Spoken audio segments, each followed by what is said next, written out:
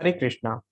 So today we will discuss seventh verse from chapter number 1 of Bhagavad Gita. And as we have discussed the first six verse of chapter number 1 of Bhagavad Gita, where Duryodhan had observed the arrangements of the army of Pandavas, and what he observed that the army of Pandavas was less in number, but it was arranged so beautifully in array by Drisdum that it looks large. So this arrangement of army by Drisdum for the Pandavas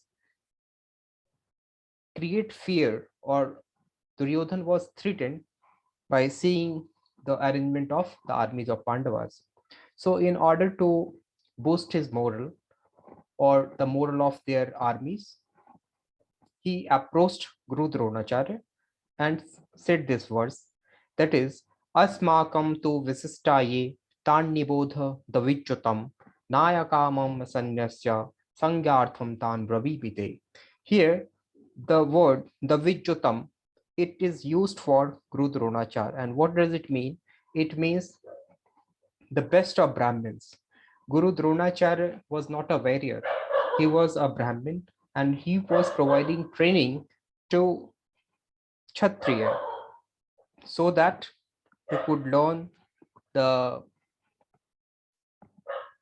uses of weapon and the archery in order to fight in the battlefield. Because he was fighting from the side of Duryodhan, that is why he was there in the battlefield of Kurukshetra from the side of Duryodhan, and he was ready to fight against Pandavas.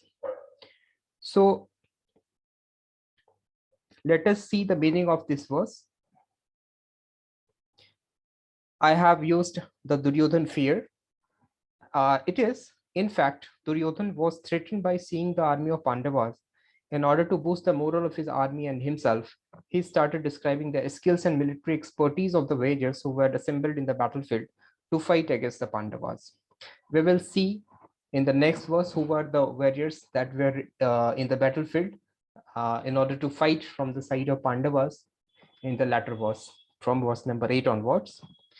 Also, here Duryodhana approached Guru Drona with the intention to share the details of the warriors who would fight from their side.